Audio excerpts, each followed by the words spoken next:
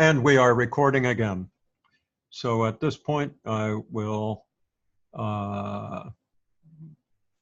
hopefully find out where we left off. And I think it's this one. Yeah, there we are. And so eventually, as I left off, PepsiCo's objective internationally is to be either number one or number two in its market segment around the world.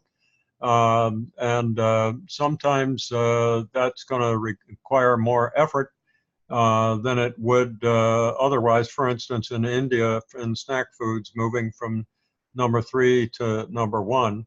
And in Europe, in the non-carbonated beverages, to move from number 2 to number 1. Obviously, Coca-Cola isn't going to stand around and just let PepsiCo do that. But in any event, these are very reasonable market position goals that John set out in consultation with me. We talked about this, and this is what we came up with. So now I think somebody should be taking over from me at this point. Who is that? Okay, I think those were actually John's slides, but I don't. Really? There's some more? This is? Yeah, just to.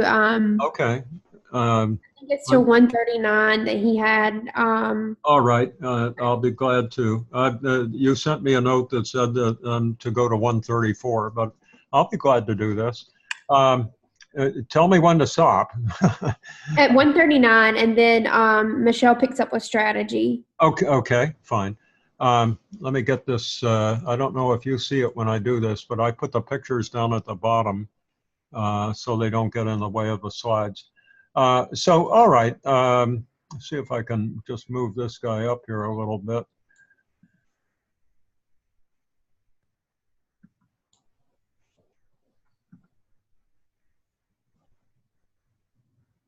All right. Not just in carbonated beverages, but generally speaking, PepsiCo's generic strategic objective is to find differentiation. It can't be a low-cost competitor. It can be, but if it does, it loses a lot of its opportunity to invest in the kind of characteristics of the product or the packaging, the advertising, and so forth, that makes it a differentiated project, or product. And so differentiation is by far the more important strategic objective than low cost. As John has indicated here, PepsiCo does this by having a very large portfolio of products, and of lots of different categories. In this case, in carbonated beverages, you can see all the different products in this area called brand portfolio. Also, John has picked up on packaging options. And I can tell you from personal experience that was a very big deal when PepsiCo started to come out with non-glass containers, but rather plastic bottles and cans. So differentiation achieved through product line breadth and packaging. Non-carbonated products, they offer an opportunity to bring the better products, the healthier products, the so-called better for you and good for you, in addition to the conventional product, the fun for you. And of course, the fun for you products are still the big sellers. I doubt that anybody hasn't really opened a bag of Fritos in their lifetime sometime.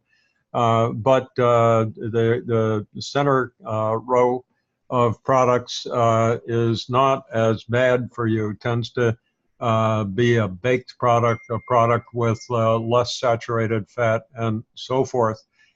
Notice that some of these packages are not U.S. package. We can see the Lay's potato chip bag in the center, and I imagine that looks to me to be a package in Greece. And then the good for you, of course, is where PepsiCo wants to go so that it can offer a truly healthy product mix. Now it's Michelle's turn. Michelle needs to turn her microphone on, though, or we'll never hear her. Can you hear me? Uh-huh. Okay, so go down. Oh, okay. That wasn't my slide, yeah. Okay, so we're going to talk about some strategy with PepsiCo. Go up one. Oh, here? Down one. Yeah. Okay. I'm sorry. There we go. Okay, so we have an Handoff matrix model. So this kind of shows products and market growth. It focuses on the products that are new or existing, and then same with the market. So we have 4 categories. There's market penetration. So we have advertising, marketing, promotions, power of one, existing markets. There's product development. So we have new products constantly with research and development with PepsiCo. We have acquisitions, mergers, joint ventures. Then we have market development. There's a lot of global expansion. So we have Pepsi in America. We have it in Europe, China, India. There's the Middle East, Africa. And then there's also Asia as well, which consists of like China and Southeast Asia as well. There's some diversification going on as well.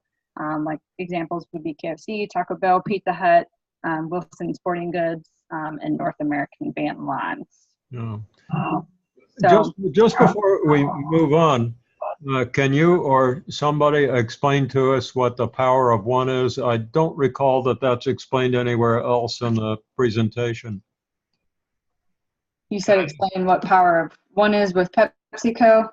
Yeah. So basically, they want to use like the other distribution channels and suppliers and things like that with their other products, just to make things like more streamlined and lower cost. Okay, maybe I better give you a hand. The reason it's relevant here in market penetration is that a chairman in years gone by, Roger Enrico, realized that the Frito-Lay folks had their own sales force, and the PepsiCo folks had their sales force.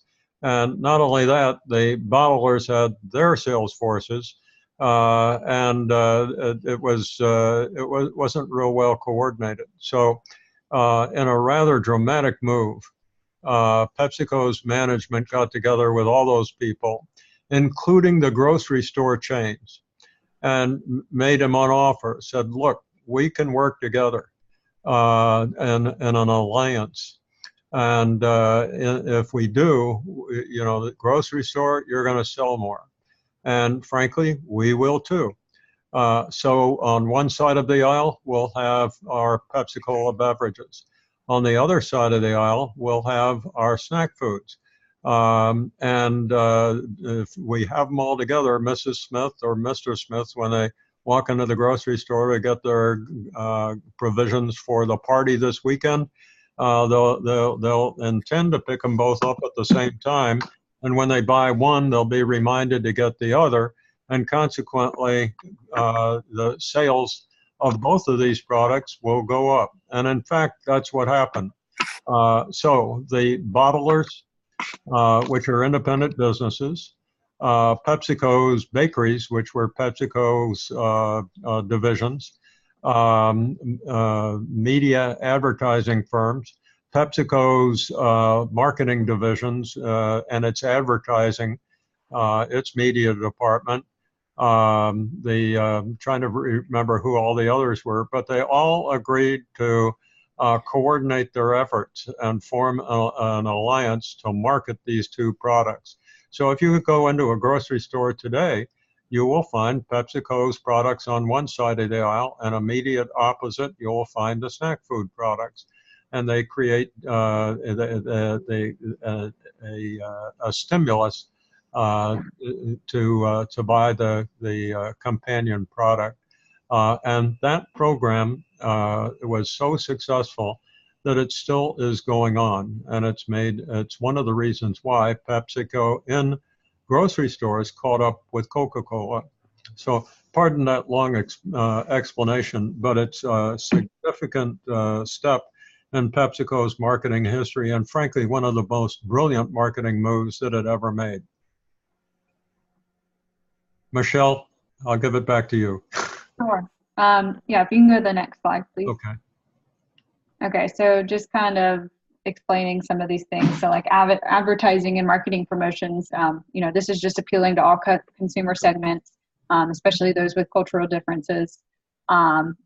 Keeping up with things such as contests. Frito-Lay's does the whole new flavor, Lay's flavors. So I know you've seen those cookie flavors out every year. Then Power of One, which Professor Roney just explained, Right. It does increase a level of association between the brands. And then it also allows them to share supply and distribution channels just to help cut down on costs. Existing markets, we have convenience stores, grocery stores, and we put market products together. So Power of One, once again, Pepsi and Lay's, they are constantly advertised together. Next slide, please. So product development. So PepsiCo is constantly coming up with new products, doing research and development. Right now they're focusing on health-conscious food and beverages. They want to lower the amounts of sugar and sodium in products. They're moving towards pure cane sugar instead of high fructose corn syrup. So if you read the back of a label, a lot of times you'll see cane sugar in a lot of their products now. Some of their acquisitions, mergers, and joint ventures do include things like Starbucks, Frito-Lay's, Tingyi, which is in China, and Tata, which is in India. So I actually found out they do have a joint venture with Tata, and they have a company known as NourishCo. Market development, their global expansion, their worldwide, international. They're developing products to cater to market segments that are internationally known. And then I think also sustainability in the near future is going to be important with environmentally friendly products and things for the company long term. So here, so up one. Did I go too fast?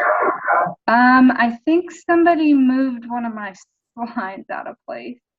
So I think they got mixed up. So 145, I think when you moved it, it shifted a slide. So 145 should be above 145. Oh, well, I think that's because unrelated diversification is one of the is related to these others right before it. But you want this one up here? Yeah, Okay. that was just kind of the order I had. No, it's okay. Okay. So we're kind of moving into like corporate level strategy. And so, how can PepsiCo maximize their long-term profitability and gain a competitive advantage?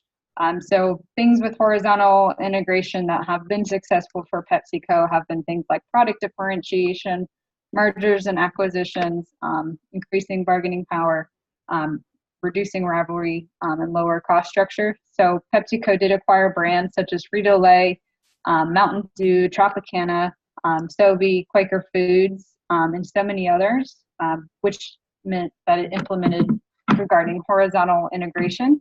Also brings up the term related diversification. So these are products that are similar in the market, which was extremely successful for the company. When they did gain Quaker, they were able to gain the leading sports beverage known as Gatorade. So next slide, please. So unrelated diversification, so things that didn't really have much to do with PepsiCo in the market were KFC, Taco Bell, Pizza Hut. So they were trying to expand into globally known restaurants. So these fast food restaurants specifically serve Pepsi products, and they also have other products associated as well. So Taco Bell has things like Doritos Locos Tacos, and then most of them advertise specials for Pepsi, such as Pizza Hut. They did at one point acquire a sporting goods, Wilson. So North American Van Lines, they had absolutely nothing to do with each other. They were unrelated. They were losing money. It was a terrible idea, so they ended up getting rid of them, thank God. So they were very unsuccessful with those types of mergers. Yeah, and the only reason that Kentucky Fried, Taco Bell, and Pizza Hut, which were extremely successful, they were and still are the leaders. They're in a company called Yum, Y-U-M exclamation point brands, and you can buy stock in that company today. The problem was that they competed with PepsiCo's customers, with the Pepsi-Cola customers, and quite virtually, Coca-Cola went to one of the let's see, I'm trying to remember the name of the fast food chain now, and Burger King, and just said to him, "Why are you buying PepsiCo products? Because they're your competitors." And they succeeded to explain that Taco Bell, Doritos, and Taco Bell rather, Pizza Hut, and Kentucky Fried were their competitors. And consequently, when they were buying Pepsi-Cola, they were contributing to their competitors. And with that, they threw out PepsiCo. And when that happened, all the other fast food companies started throwing PepsiCo out of their restaurant chains. And so PepsiCo had to realize that it's not a very good idea to compete with your customer, and had to get out of the business.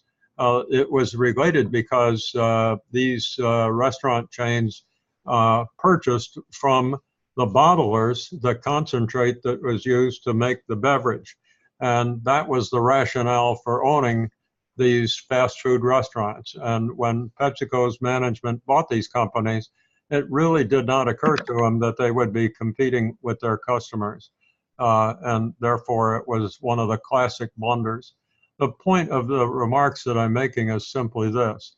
After those early acquisitions in unrelated industries, and the fast food industry, although it was thought to be related, really wasn't. The only relationship was this purchasing of concentrate.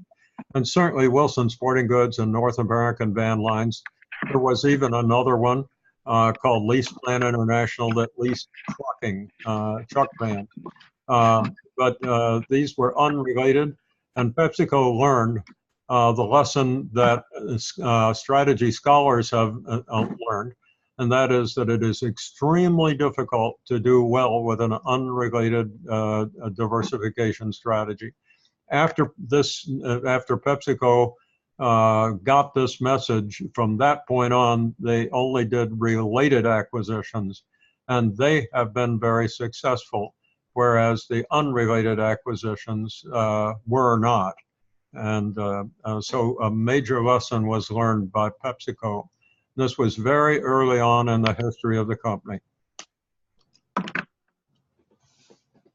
Okay, so we move on to more horizontal integration. So they've have brands such as Aquafina, Kavita, Propel.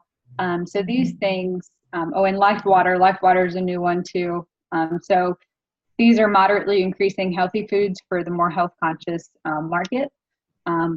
Once again, they had companies such as North American Van Lines and Wilson Sporting Goods that just were not successful and completely unrelated. Diversification. So moving on to what Dr. Roney just talked about, KFC, Pizza Hut, Taco Bell, they were partially related. Typically things that come from things being vertically integrated is they enhance the product quality, improve scheduling, investing in specialized assets, but this was totally backwards for them. So Tricon Global, now known as Yum, these acquisitions, they were expected to benefit from vertical integration, but they were very unsuccessful, and they ended up competing with its other restaurant consumers, so who actually stopped purchasing Pepsi. So once again, they only partake in related diversification. Next slide. So we have international strategies. So there's 4 different strategies. So we have the international, which is referred to as the cookie cutter. So examples would be Holiday Inn and Hilton hotels.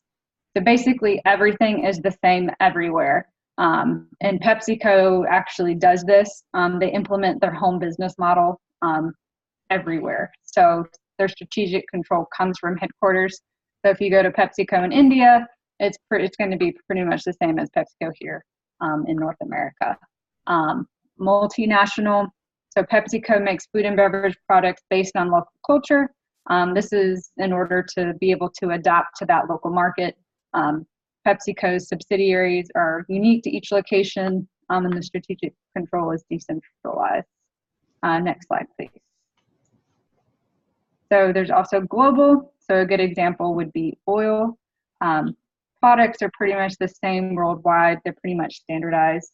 The strategic control is centralized, and implementation is decentralized. This is probably PepsiCo's most utilized strategy. Transnational, it combines features of all 3 of the other strategies. The control is centralized and decentralized. Yeah. It has to be adaptive. And I put in the last bullet that this was PepsiCo's most prevalent model. And that's because PepsiCo, and I frankly, when I didn't notice this one. But in fact, PepsiCo has products and methods that are global in nature, but it also has multinational products strategies where it tailors the product as well as the process to the local market. And when you have both multinational and global, that's the definition of transnational. So I should have sent you a note about that, Michelle, and I'm sorry that I didn't do it. All good. No worries. Well, I am sorry just the same. My time was limited. But anyway, I think that most folks would agree today that PepsiCo's international model is transnational because it's both global and multinational. Sure. Do you want to flip the slide or say something more about this one? Just another thing about transnational is it requires them to be adaptive. So like they have to make products and make changes based on their geographic markets, such as India. So they have different snack foods there. But now you can move on to the next one. Exactly. India is a very good example of transnationalism. Yeah. Okay. Sorry. That's okay. He's wishing that we would get done so you could pay more attention to him. He's making sure everybody's awake. Okay. Uh-huh. Okay. So part of these international strategies come strategic alliances. So we have Tingyi in China. So this has allowed PepsiCo to grow their beverage market out in China. They have an alliance with Starbucks, so it's a global coffee house chain. I know everybody's familiar with Starbucks. So they've been able to gain a lot of shares from energy drink market segment and the ready-to-drink coffees and teas, which remember they are increasing. So that's good for PepsiCo. Some interesting joint ventures that I found. So one of them is actually a company called Tata in India that they paired with PepsiCo. So they want to provide meaningful hydration solutions in the non-carbonated ready-to-drink beverages segment in India. So they started this in 2010. So they have a vision for growth and they have a tremendous potential with the good for you products with this company. So they've actually built an expensive pipeline of innovations that'll be used to fuel growth and create newer hydration solutions, predominantly in these ready-to-drink markets in the bottled water segments. Almarai in Saudi Arabia, they have a joint venture with. It's actually the largest dairy and juice producer over there in the Middle East. Next slide, please. Okay, so here we have our capabilities. So it's like a core competencies matrix. So what it shows Premier 10, mega opportunities, fill in the blanks, and white spaces. And these are the core competencies in markets that are new and existing. So in Premier 10, we have opportunities that lie within the health-conscious food industry. Because people want to live healthier lives and fight obesity. We are the most obese country here in America. PepsiCo carbonated beverages, they will steadily decline, but they will never cease to exist. I highly doubt that. Mega opportunities, new products for emerging markets. We have things like ready-to-drink coffee, tea, bottled water, dairy products in Saudi Arabia. Fill in the blanks. We are going to continue to implement the power of one. And continue to improve current products by finding ways to make them healthier via ingredients, processing, etc. We have white spaces. These are emerging markets and new countries. India is one of the biggest. Continuing to find products that fit into cultural differences, and then healthy snacks are going to be key. So things like protein bars, breakfast bars, athletic performance snacks, things like that. If you could go to the next one, please. Okay. So some capabilities and resources that PepsiCo have been able to obtain. So financial resources. PepsiCo has a strong financial foundation. It helps them carry on its bold marketing and promotions campaigns. They've been successful in working with various countries and their governments to obtain mergers, acquisitions, joint ventures. Organizational resources that PepsiCo has. They do have a solid organizational structure. This helps them obtain a good grasp with their prospects internationally and organizational-wise. Their leadership is key because it helps gain their employee loyalty. Physical resources. In North America alone, they actually have more than 100 manufacturing facilities, over 600 warehouses between its 3 North American divisions, which are Frito-Lay America, North American Beverages, and Quaker Foods America. Can you go to the next slide, please? Oh, again? We left. So technological resources, PepsiCo tries to keep up with the latest technological developments just so they can gain a competitive advantage over everybody else. Frito-Lay is actually investing in some robotics and other digital technologies to see how they can create a better experience in regards to supply and make sure that the correct products to distributors and retailers are being ordered. Human resources, PepsiCo is always making sure that they are hiring the best in the industry, the smartest in the industry. As you can see, we have this gentleman here. I'm not sure who he is, but he kind of popped up as being the smartest in the industry. They've been able to provide more than enough reasonable pay and motivation to their employees, and they're actually ranked one of the top 50 places to work.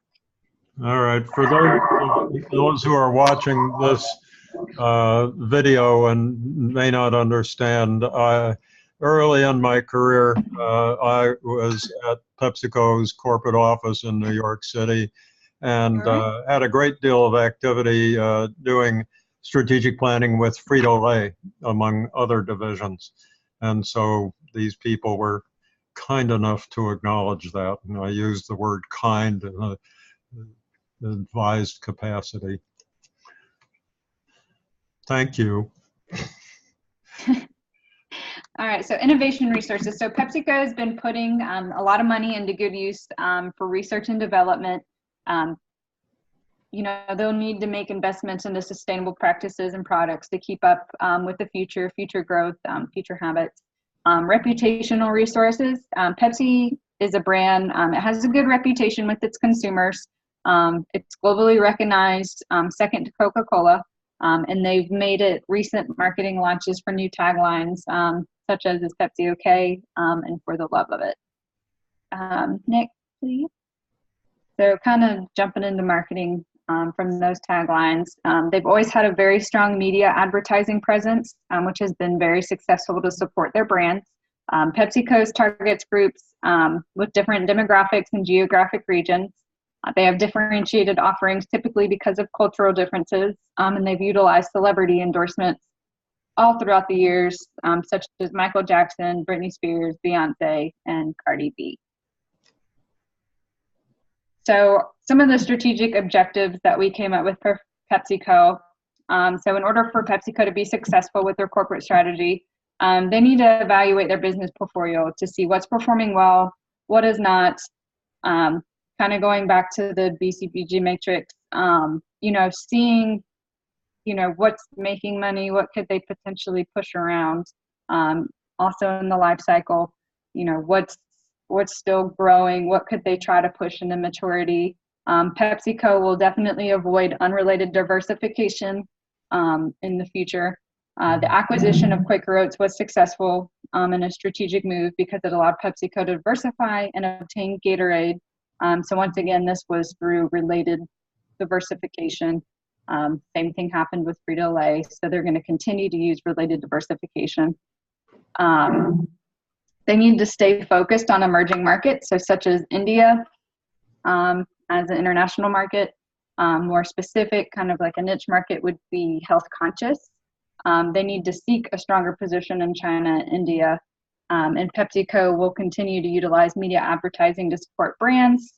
And then PepsiCo definitely needs to start growing again because they are just kind of flatlining right now. Right. All right. So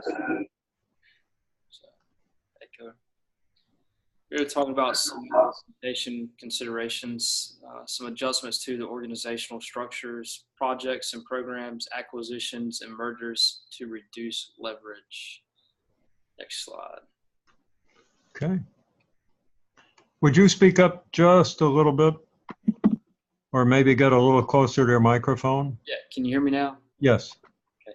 This is Aaron's slide here. Okay, so Blake really highlighted this a little earlier, but we put this here to really demonstrate how the organizational structure was.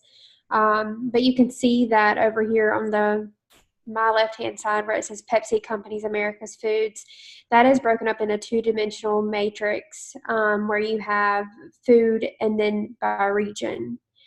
And then in the middle, you can see that Pepsi Company's American Beverages is also a two-dimensional matrix where it is broken up by beverage and region.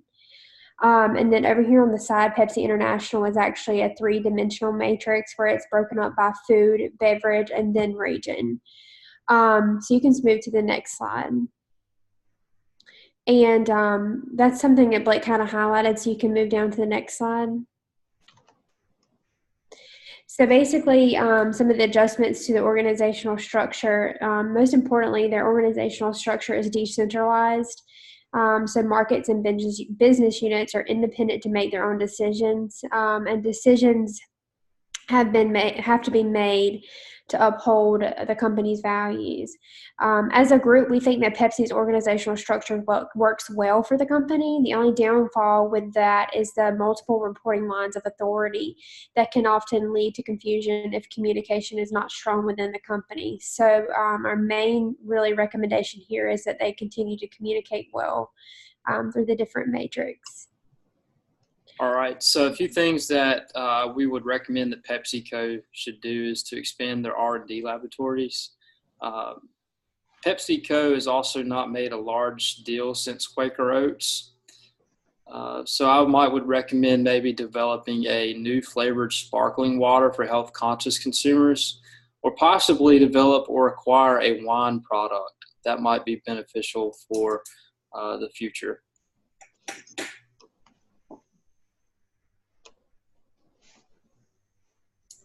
All right, some critical near-term actions.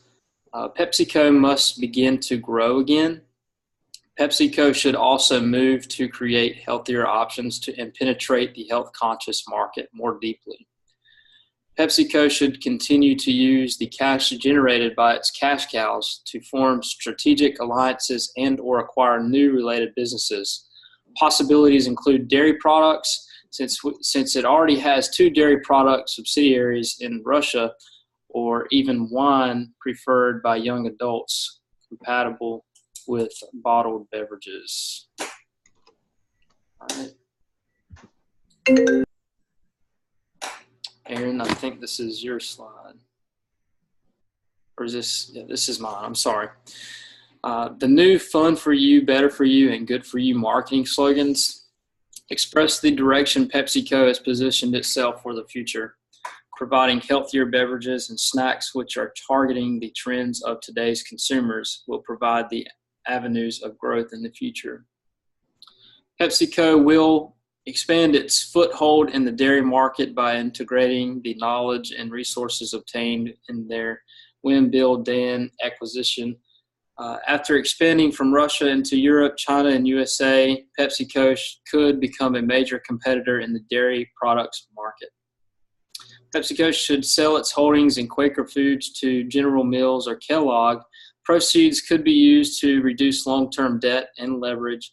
This would allow PepsiCo to be more aggressive in acquisitions of dairy-related companies and build that segment of their portfolio.